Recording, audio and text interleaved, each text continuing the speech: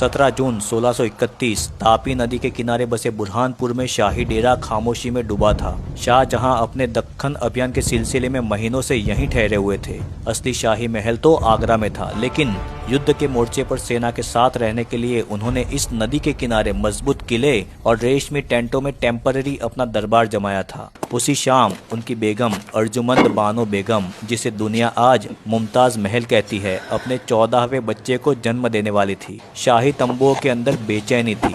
नाजुक कंबलों में ढका शाही कमरा दाइयों की भागदौड़ और हकीमों की फुसफुसाहट से कांप रहा था। मुमताज की तबीयत अचानक बिगड़ गई थी क्योंकि डिलीवरी के टाइम खून ज्यादा बह गया था। शाही हकीमों ने अपने हर नुस्खे, हर दवा आजमाई, मगर राहत ना मिली। हर खबर शाहजहां तक पहुंचती रही। शाहजहां उस टाइम किले से कुछ मील दूर सेना की तैनाती देख रहे थे।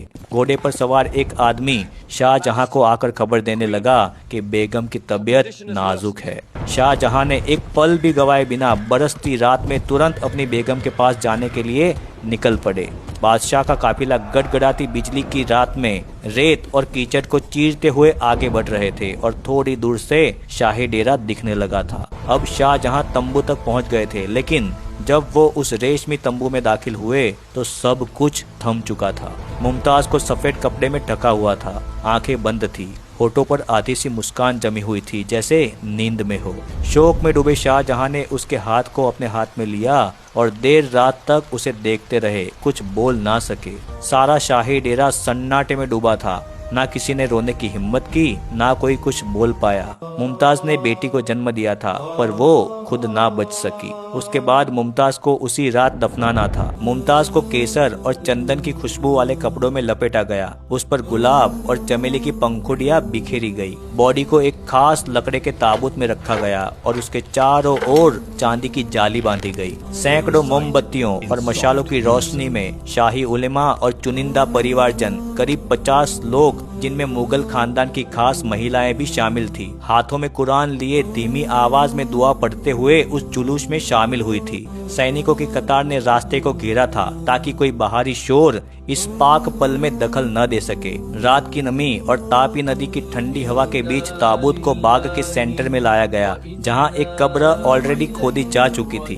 ताबूत को आराम से कब्र में उतारा गया। शाहजहां के खास वजीर ने उसकी ओर से मिट्टी की पहली परत डाली, फिर सब ने मिट्टी डाल के कब्र को भर दिया। चारों ओर चंदन और इत्र छिड़का गया और ऊपरी सतह पर लाल रेत और फूलों की चादर बिछाई गई। इस तरह से बुरहानपुर में शाही बाग जैनाबाद में मुमताज को दफनाया गया। ये बस एक टेम्पररी मकबरा था, क्योंकि शाहजहां जान चुके थे कि ये अंतिम ठिकाना नहीं होगा। 7-8 दिन तक मुमताज की याद में शाहजहां ने कुछ खाया पिया नहीं। तभी उन्होंने डिसाइड कर लिया था कि मुमताज की याद में एक ऐसा कुछ बनाना है जिसे सदियों तक दुनिया देखे। उन्होंने ताजमहल बनाने का सोच लिया था, लेकिन बुरहानपुर इतना बड़ा स्ट्रक्चर झेल सके वैसा नहीं था। इसीलिए उन्होंने आगरा ताजमहल बनाने का सोचा।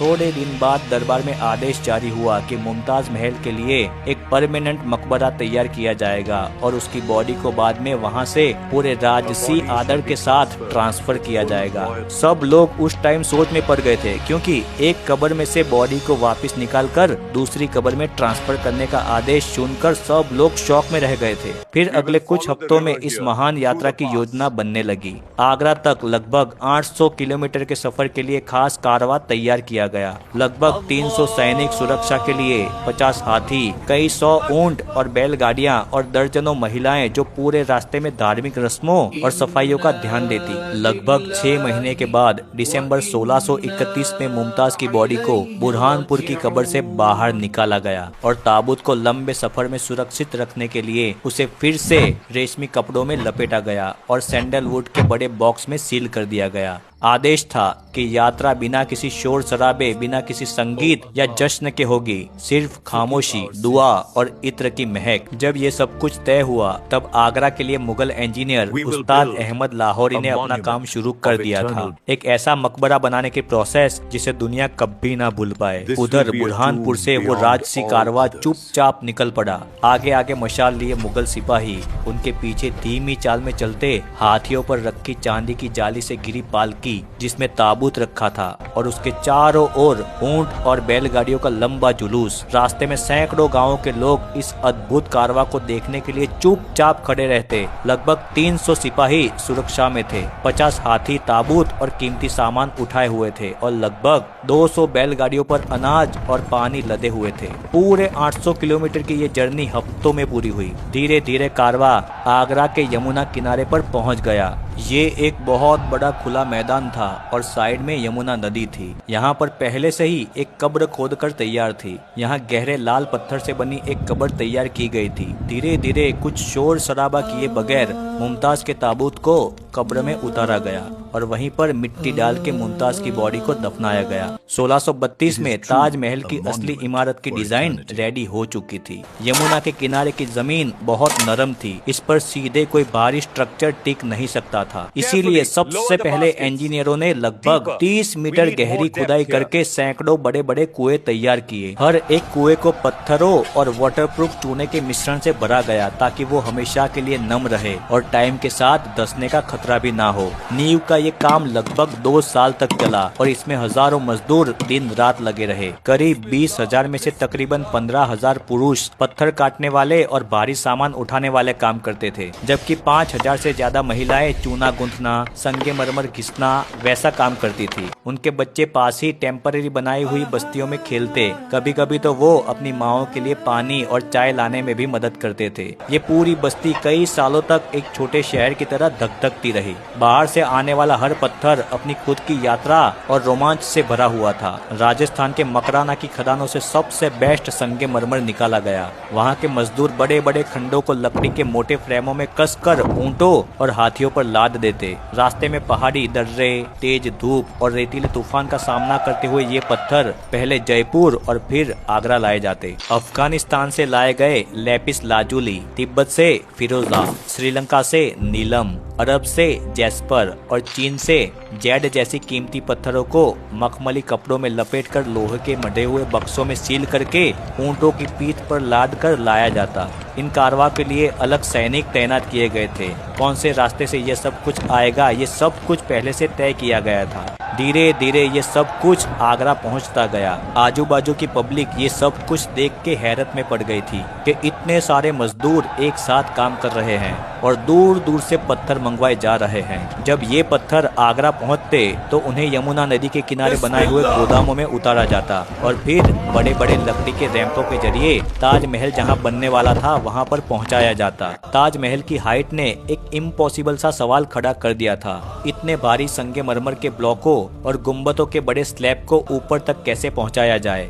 उस समय ना तो क्रेन थी ना ही लिफ्ट। उस्ताद अहमद लाहौरी और उसकी टीम ने सॉल्यूशन निकाला। लगभग 15 किलोमीटर लंबा मिट्टी और लकड़ी का घुमावदार रैंप बनाया गया जो धीरे धीरे हाइट लेता हुआ गुंबद तक पहुंचेगा। इस रैंप को मजबूत बनाने के लिए बांस और सागौन की मोटी लकड़ियों को एक दूसरों के साथ रस्सियां और लोहे के पिन से बांधा गया। मिट्टी को गीला करके हर परत पर दबाया गया ताकि वो पक्की हो जाए और हाथियों का भारी वजन झेल सके। ऐसा अद्भुत नजारा पहले शहर वालों ने कभी देखा ना था। हजारों बैलगाड़ियां और हाथी दिन रात धीरे धीरे इस रैंप पर ऊपर नीचे चलते। पत्थरों को लोहे के हुक और मोटी रस्सियों से बांधकर चरखी जैसी पुली सिस्टम से खींचा जाता। कई बार ये काम रात में किया जाता क्योंकि रात की ठंडी में संगमरमर ज्यादा सुरक्षित रहता है और टूटने का खतरा कम होता है। ऊपर पहुंचकर हर पत्थर को बड़े पेशेंस के साथ सेट किया जाता। पत्थरों को एक दूसरों के साथ जोड़ने के लिए चूने, गोंद, शंख की राख, बैल के गुदे और गुड़ से बनी खास मिश्रण का इस्तेमाल किया जाता जो सूखने के बाद पत्थर से भी ज्यादा मजबूत हो जाता था। जिन जगहों पर डेलिकेट कर्विंग होनी थी वहां पहले से ही लकड़ी के टेम्पलेट बनाए जाते। फिर राजस्थानी और फारसी कारीगर महीनों तक उस टेम्पलेट के मुताबिक नक्काशी करते। एक तरफ कुरान की आयतों को काले पत्थरों में उकेरने का काम ईरान से आए मशहूर कैलीग्राफर अमानत खान ने संभाला था। ऊंचाई पर हर अक्षर को इतना सटीक मढ़ा गया कि नीचे से देखने पर सब बराबर लगे। इसके लिए लकड़ी के हवाई मचान बनाए गए जिस पर कारीगर रस्सियों से लटक कर महीनों तक बारीक नक्काशी करते। मीनारों और गुंबदों की ढलान पर काम करने के लिए बांस की मोटी मोटी मचाने परत दर परत ऊपर तक उठाई जाती। मजदूर सुबह सूर्योदय से से पहले मचान पर चढ़ जाते और अक्सर रात तक नीचे ना उतरते। हर मचान पर खाने और पानी का इंतजाम होता ताकि उन्हें बार बार नीचे ना आना पड़े। महिलाएं नीचे से लगातार पानी और चूना ऊपर पहुंचाती रहती। भारी हवाओं और बारिश में भी ये मचाने मजबूती से खड़ी रहती, क्योंकि हर जोड़ को सागौन के किलों और रेशमी रस्सियों से बांधा गया था। पूरे परिसर की डिजाइन जन्नत की कल्पना पर आधारित थी। 4 बाग में 4 नहरें, बीच में संगमरमर का बड़ा फव्वारा, चारों तरफ फूलों की क्यारियां, ये सब पहले से डिजाइन पर तय किया गया था। धीरे धीरे जब फाउंडेशन का काम खत्म हुआ और डोम का ढांचा उठने लगा, तब शाहजहां हर सुबह साइट पर आते। कभी किसी कारीगर को शाबाशी देते तो कभी किसी मिस्त्री की थकान को देखते और अपने खजाने में से कोई सोने की मोहर इनाम दे देते। उनका ये आदेश था, समय जितना भी लगे पर परफेक्शन से काम करना है। 1638 के आसपास जब नींव मजबूत होकर पूरी तरह से तैयार हो गई, तब सबसे मुश्किल काम ये था उस बड़े गुंबद को खड़ा करना, जो दूर से बादल पर टिके सफेद चांद जैसा दिखाई देता है। गुंबद के लिए लगभग 35 मीटर ऊंचे आर्चों की सीरीज बनाई गई। हर आर्च पर भारी संगमरमर के ब्लॉक को रखने के लिए फिर से उसी 15 किलोमीटर लंबी मिट्टी बांस की रैंप का यूज हुआ, जिसे हर वीक मरम्मत कर मजबूत किया जाता था। कई बार तो मौसम की मार से मिट्टी की परतें ढीली हो जाती थी और पूरी रात मजदूर लालटेन की रोशनी में नई परतें बिछाते रहते। ऊपर तक पहुंचने के लिए मचान पर मचान खड़े किए गए। एक एक मचान की मोटाई इतनी थी कि उस पर एक साथ कई हाथी चल सकते थे। कई बार क्या होता था, दिन में मचान सूरज की गर्मी से तप जाता था, इसीलिए जो मेन स्लैब होते हैं उसे आधी रात में चढ़ाए जाते थे। एक तरफ मजदूरों के ग्रुप रस्सियों से लटक कर पत्थरों को एकदम सही जगह पर रखते और फिर चूने, गुड़, बैल के रस और शंख की राख से बने विशेष मिश्रण से जोड़ों को सील कर देते। हर ब्लॉक को जमाने के बाद उसे महीनों तक सूखने दिया जाता ताकि वजन बराबर बैठे। इसी सावधानी के कारण आज भी गुंबद का 1 इंच भी झुका नहीं है। चारों मीनारों की तो अपनी अलग ही कहानी है। हर मीनार को हल्की सी बाहर की ओर झुककर बनाया जाना था, ताकि भूकंप आने पर अगर गिर जाए तो वो बाहर की साइड पड़े और मेन मकबरे को कुछ भी ना हो। हर मीनार के ऊपरी हिस्से तक पहुंचने के लिए अंदर सीढ़ियां बनाई गई, जिस पर चूना और संगमरमर का मिश्रण लगाकर उसे चिकना और टिकाऊ बनाया गया। मीनारों पर काले पत्थरों से कुरान की आयतों को उकेरने के लिए उस्ताद अमानत खान और उनकी टीम महीने तक रस्सियों से लटकते रहते।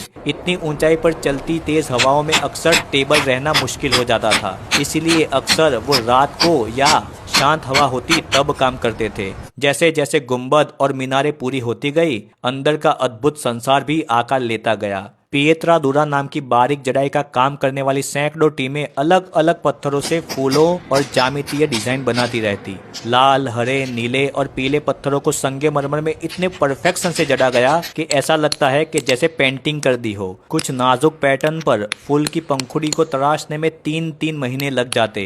औरतें महीनों तक छोटे छोटे पत्थर पीसती, चमकाती और उनकी किनारियों को मखमली मुलायम बनाती, ताकि फिट करते समय कोई दरार ना पड़े। वहीं पुरुष कारीगर बड़े स्लैब काटने और भारी काम संभालते।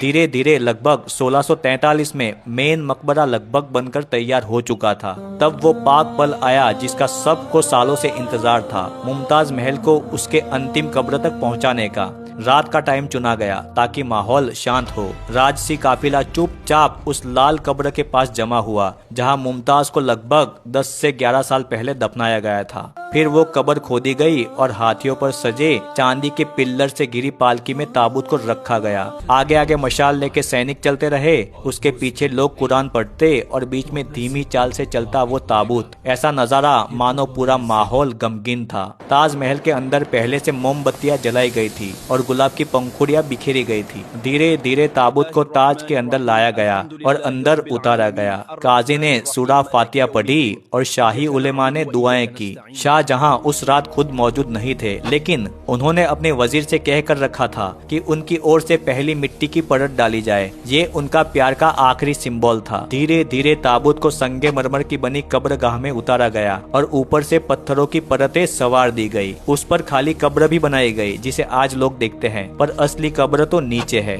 सालों साल तक काम चलता रहा। अब वो समय आ गया था, मेन डिजाइन पूरी होने लगी थी। सफेद संगमरमर के गुंबद और लाल पत्थरों के गलियारे, चारों ओर फैला चारबाग, सब मिलकर एक ऐसा नजारा बना रहे थे जिसे देखकर लोगों की सांसें थम जाती थी। लगभग 22 साल तक लगातार काम चलता रहा। फिर आया साल 1653। अब ताज का लगभग सारा कामकाज पूरा हो चुका था। सुबह की पहली किरण में वो हल्का गुलाबी जैसा दिखता, दोपहर में दमदार सफेद और शाम में सुनहरे रंग का आभास देता। हर पल अलग चेहरा। इसका असली शाही नाम था रोजा ए मुमताज महल, लेकिन समय के साथ साथ